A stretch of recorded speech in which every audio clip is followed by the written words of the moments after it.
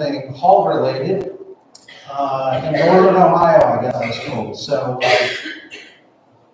undisclosed location. We're going to be in Numbers chapter 12 in a minute. We've been looking over the life of Moses when he's been gone. Numbers chapter 12. And if you kind of look at, you break down Moses' life into sections. This is the second to last chapter of his life. 40 years in the wilderness. They are post Mount Sinai, and the people are approaching the promised land. And there are various incidents that happen along the way. Numbers record some of them. And as you read through the Israelites' time in the desert, approaching the promised land, it reminded something that happened. It kind of reminds me of something that happened when I was about 17 or 18 years old, and I had been driving for a while. I owned my first car, the Pontiac, that I paid about $2,000 for. And my brother and I were driving home from youth group. We were going to my grandparents, and in Holmes County, you have real dirt roads, gravel roads. And my brother and I were driving home from church, like I said, and I thought it was really fun to power around the gravel roads and kind of slide on them, like Dukes of Hazzard style. All right? And I got a rise out of my little brother sitting next to me. By the way, he didn't have a seatbelt on for some reason, but it was a different time back in the 90s. And so I come around kind of the last curve before kind of it's a straight sail to my grandpa's house, and I'm sliding, and I realize I have lost control of my vehicle. All right? Now, what are you supposed to do when your car's sliding on gravel? Straighten the wheel, hit the gas, it will straighten itself out, right? Is that correct? That's what I've been told, right? But is that what I did? No. I said, you know what I'm going to do? I'm sliding this way. I'm going to jerk the wheel the other way, all right? And I started sliding, going this direction. And so I said, well, I didn't want to be going this way. Now I'm going this way, so what do I do again? Jerk the wheel the other way, all right? And what felt for like an eternity, I mean, 2 or 3 video of this would have been very entertaining to watch. Once you knew no one really got hurt. Kind of jerking the wheel back and forth, back and forth. Finally, we spun around and we hit a dust bank on the side of the road. Dust erupted like a cannon, landed on top of the car. My brother hops out, places his hand on top of the car and says, "Brent, you idiot, what did you just do?" And I remember him placing his hand because I thought, oh my goodness, is my car going to start? The car start, full car drive, yes, the car drive. Got to Grandpa's house. I looked at it, and his little handprint was right there on top of the car, right? I had all these opportunities to do the right thing. Like, first of all, should have never been in that circumstance. Stupid to do that to begin with. But like, if I would just, I can either do the right thing or the wrong thing right now. I did the wrong thing, then the next time I can do the right thing or the wrong thing right now. Did the wrong thing until eventually my choices ran out. And if you look at the Israelites going through the wilderness, we can either complain about water or trust God, or trust God. What are we going to do? We're going to complain. We can either trust God to provide us with food, or we can complain about it. We can either trust that Moses come down to the mountain with God's law, or we can get impatient and make a golden bowl and worship that. We're going to do the wrong thing. Even after they leave Mount Sinai, they said, we need some meat, and they get fed these birds, more birds than they know what to do with. And still, it's messed up. And so you just see these repetitive errors that they make, and it's like, you think to yourself, when are these people ever going to learn this? We read Numbers chapter 12, we start to see the same sort of thing happen, but it's not the people at large. But it is Moses' brother and sister. They're going to complain about a specific thing. And Moses, what he always does when people get out of line, and God, because he's holy and just, responds with rightful anger, Moses throws himself in between God and the people and asks,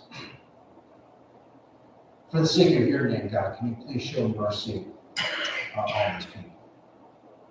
And so that's the pattern that goes on over and over and over again, mostly because the people can never get things right. So let's go ahead and read. We'll just read the first verse of chapter 12 because it kind of requires a little bit of conversation to even understand what's going on here. Numbers 12, verse 1 says this: Miriam and Aaron spoke against Moses because of the Cushite woman whom he had married. In case you're wondering what the reason was, it says, for he had married a Cushite woman. And so Moses' brother and sister Miriam and Aaron did not like a wife that he'd married. Now, this raises a lot of questions that we want to kind of think about the answers to. We know in Genesis chapter 3 that Moses married a Midianite woman named Zipporah, and that he had children, 2 sons with her. And so the question becomes, when you realize there's Zipporah in the picture, is the Cushite woman Zipporah, or is it a different wife? And if it's a different wife, had Zipporah died and he's single and remarried, or was Moses a polygamist? And so there are some, the opinions of scholarship is divided. Cush, largely speaking, according to conventional wisdom, is the area south of Egypt in Africa. Some people say it is modern Ethiopia, or maybe Sudan. It is Africa south of Egypt. And so we'd say, thinking about where Moses fled after he was exiled from Egypt, it would have been there. But some people say, hey, there's this very obscure reference, and the Hebrew's kind of funny, that maybe Cush is someplace where Zipporah will be from. And there's a lot of people who want this person to be Zipporah because it solves the problem of Moses possibly being a polygamist. Now, I mean, if you look throughout the Bible,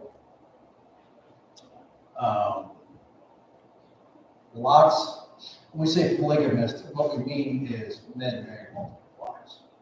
You never see the opposite happen.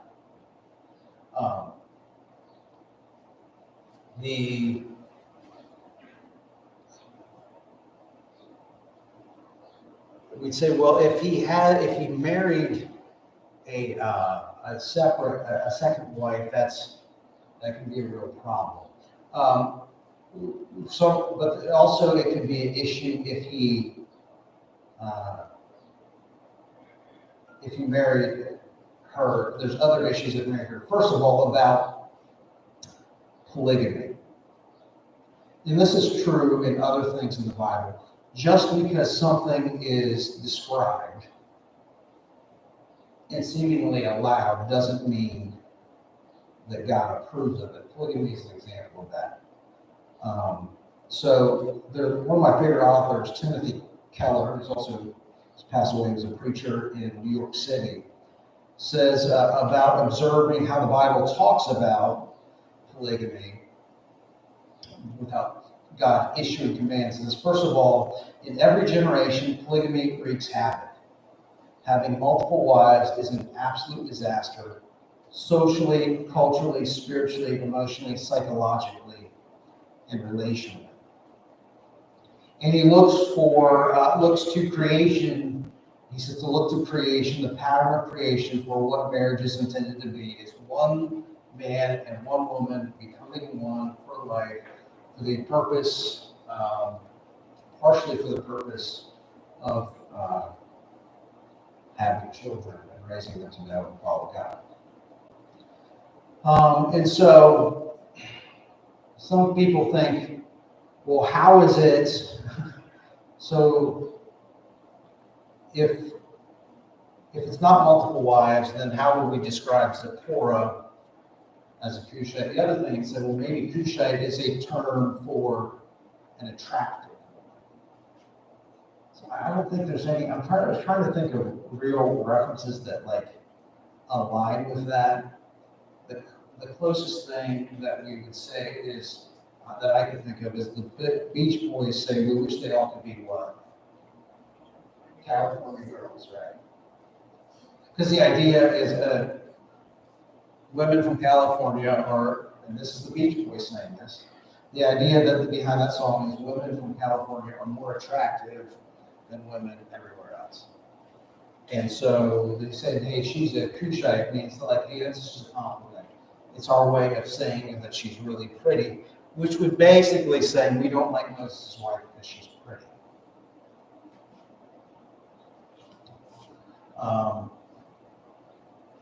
The other reason that they could have, so do you know what we don't like his wife is that she is not a member of God's covenant people. So that marriage would fall outside of God's intent for his people. The law of Moses, according to Deuteronomy 73, says that the Israelites should not marry non-Israelites. Now, on the surface, that looks like a racial and an ethnic issue. There's one people group, Hebrews, and they are commanded not to marry anyone outside of that people group. And there are people who take in Deuteronomy 17, Deuteronomy 7:3, and said, well, people today should not marry outside of their people group. If you look at the stated purpose behind that command, it's like the idea is this: you're not to marry outside your people group because you're the only people that have faith in God. Anyone outside the Hebrew people at that time do not have faith in God. And when people of different faiths marry, it creates huge problems. And the problem often presents itself this way. If people, for example, if two people of the Christian faith marry, they raise their children with this simple intent. If it is genuine Christianity, I'm a Christian, my wife's a Christian, and so we want our kids to be Christians. But if you say, if a Christian marries someone other than another Christian, then you have, even if someone who's unbelieving, it makes that passing the baton of faith more difficult from one generation to the next. And so if you say it's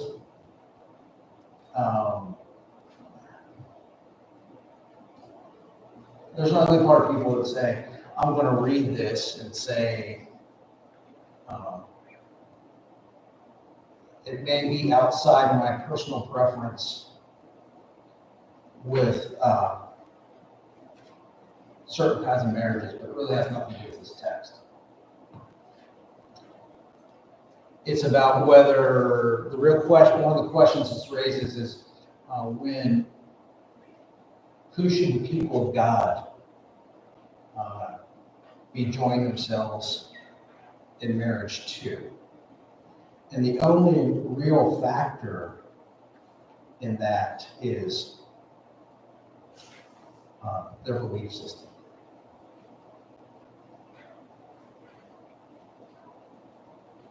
The fact of the matter is there are Christians in every part of the world. Galatians 3:28 says this about the Christian faith. Galatians 3:28.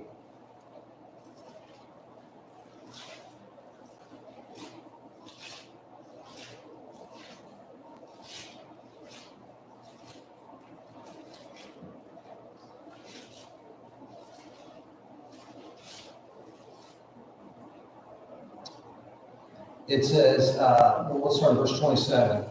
For as many of you as were baptized into Christ have put on Christ. And so the question is about who is in Christ, who is not. He says, there is neither Jew nor Greek, slave nor free, nor male or female, for you all are all one in Jesus Christ.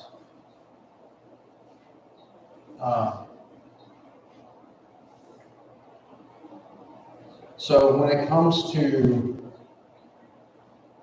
looking at a single person and who should they marry and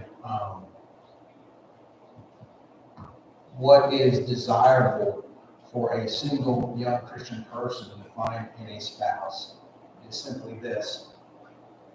Does that person share their faith in Jesus Christ?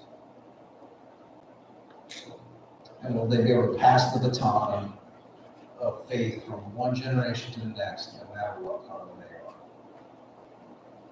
are? You may say, hey, Miriam, if you're going back to Numbers chapter 12, Miriam and Aaron didn't like this Moses' wife because she was outside of God's covenant people. But that's not the reason that they gave. The reason that they gave was she was from a place different than what they were comfortable with. There are some first century Jewish historians, first century AD, Josephus, who said actually Moses was married to her first. It's a woman named Tharbus who he married when he still lived in Egypt. And I don't know the validity of that. So it's very complex, and we just have to think about this legitimately as God's people and say, you know what, no matter what my personal feelings are, my preferences on the subject, God's word lays out a pretty clear standard. And that's what I have to abide by when it comes to marriage, faith, and things like race. This subject is a little bit personal to me because of this.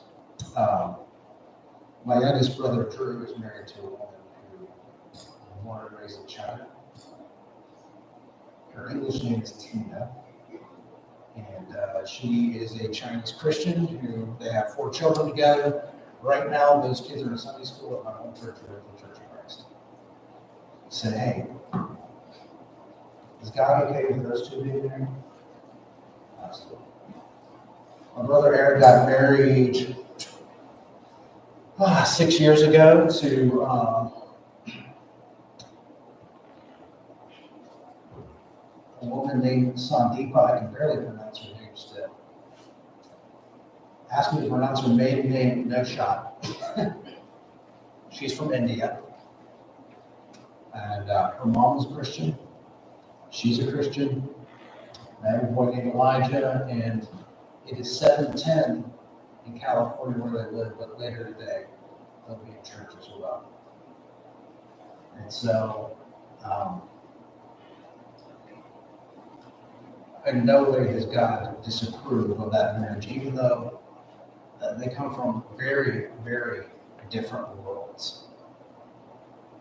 And so here are Miriam and Aaron really just losing the plot. Complaining about their sister-in-law because of the color of their skin and what they essentially seem to forget. Remember, they're at this camp. The tabernacle is set up near or outside the camp, and that tabernacle is whose house? God's house.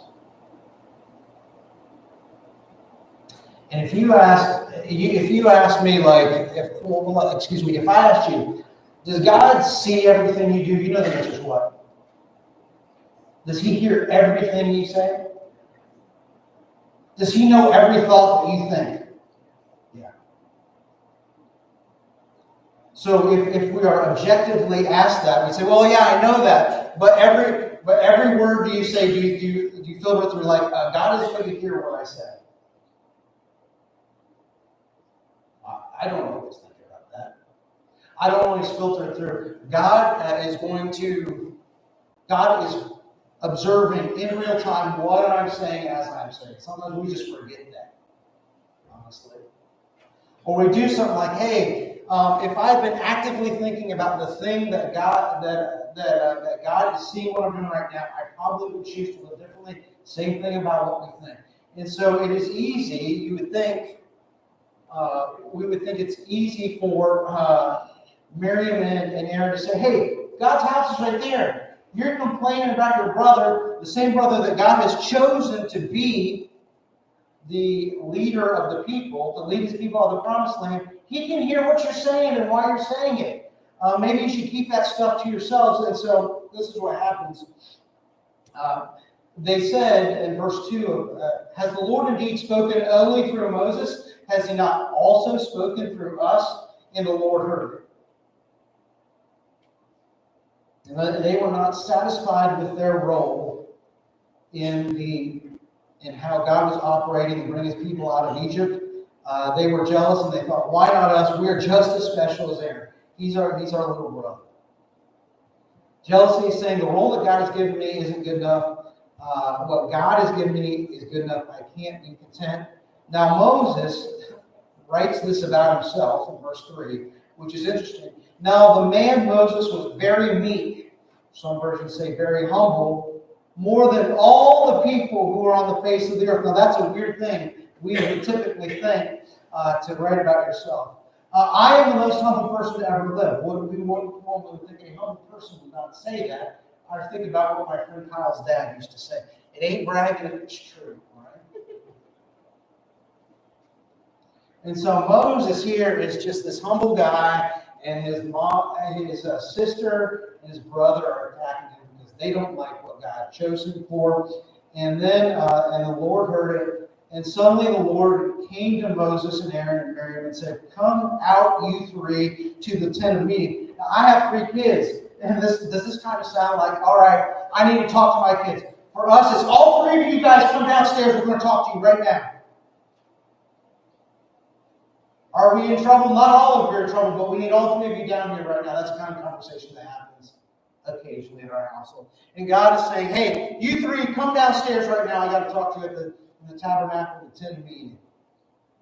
And the Lord came down in a pillar of cloud and stood at the entrance to the tent of meeting and called Aaron and Miriam, and they both came forward. And so now, there was this idea, this abstract idea. God is in the temple, but he comes down the cloud. Like, we know for sure that God is here now.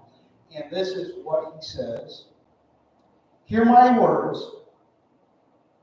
If there is a prophet among you, I, the Lord, make myself known to him in a vision. I speak with him in a dream. Not so with my servant Moses. He is faithful in my house. With him I speak mouth to mouth clearly, not as riddles, and he beholds the form of the Lord. So God is saying Moses is different than any other prophet. He is unique among all of God's people. I've chosen him. I speak to him clearly. He sees me manifest myself physically in a way that no one else does. God answers with a question. Why then were you not afraid to speak against my servant Moses? Verse 9.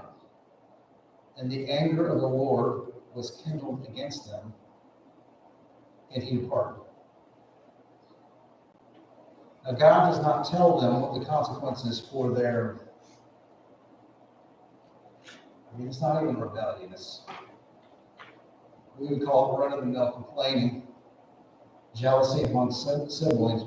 God doesn't tell them what's going to do. Verse 10 tells us that when the cloud was removed from the tent, behold, Miriam was leprous like snow.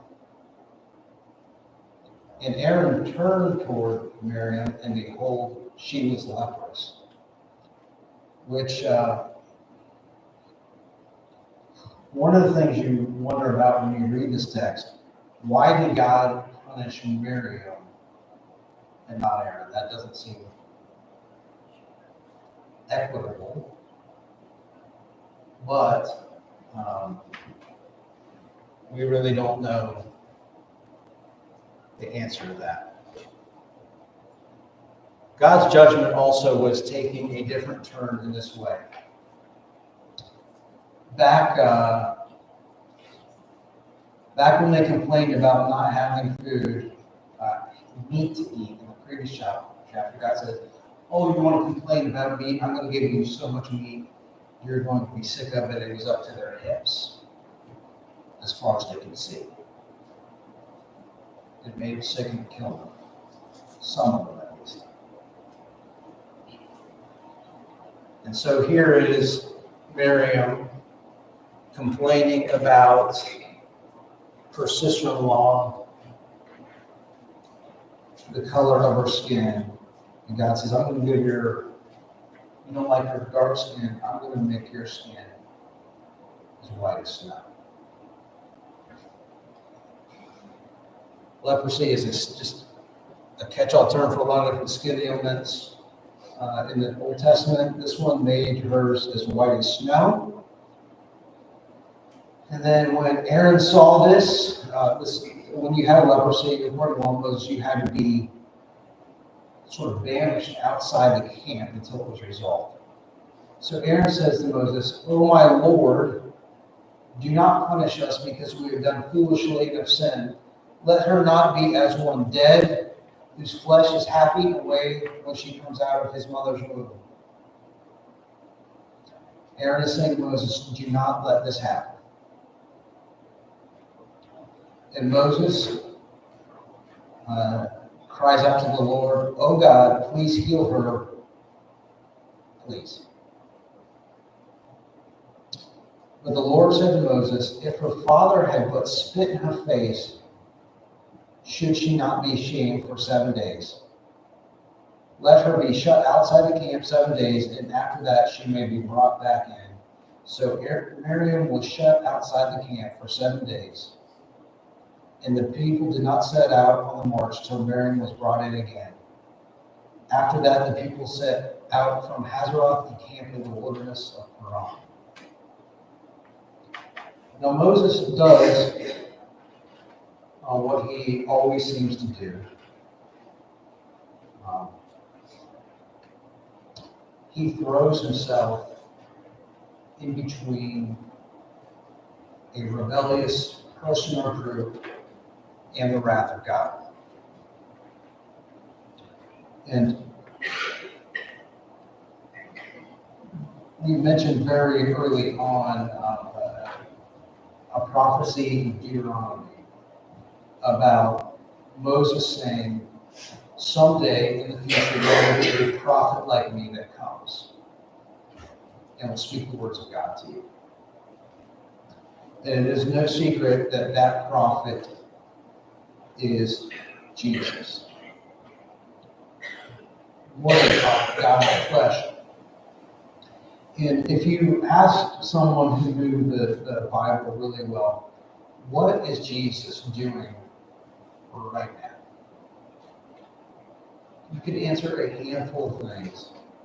But one of the things that he is doing is sitting at God's right hand and interceding for us.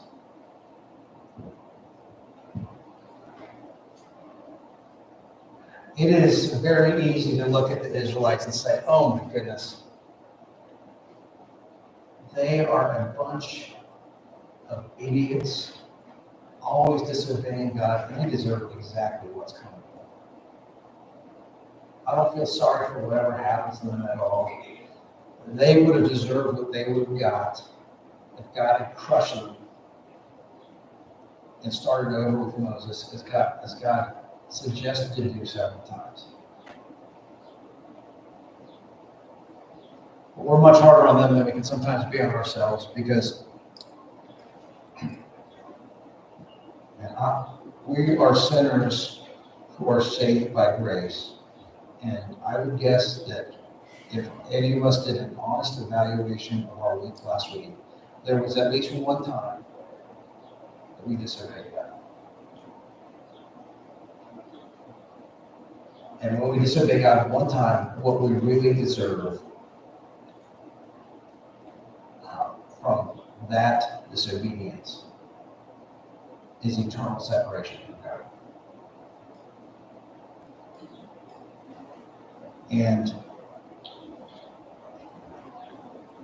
even when Christians sin, forgiving people are sinning, God is still just. And so it's a very good thing for us that whatever sin I committed, take your pick in the last week, as I'm committing it, Jesus said he's one of ours. This is bad. It should be corrected. But I'm vouching for him. He's vouching for you. And so I find that extremely, extremely confident. That to know in the throne room of God that Jesus is advocating for me when I disobey, as I am prone to do. And so we see this happening over and over again in the life of Moses. And this is not the first time it's happened, it's not the last time it's happened, but every time it happens, we'll be learning from it. I don't know if there's any prayer requests added during Sunday school lessons, so we'll close in prayer. Father, we thank you so much for today and how much you love us and the mercy that you show us each day. I thank you that Jesus is advocating for us right now, even though we don't deserve it. I pray that his love for us will change us from the inside out so that we can truly live as your children in this world. And I pray that we will, when we look at the world, we will choose to have your view of the world. Help us to make the things that matter to us, help that to be the things that matter to you, God. Give us the wisdom and strength to do that and not be swayed by the world around us. Thank you for your son. It's his name we pray.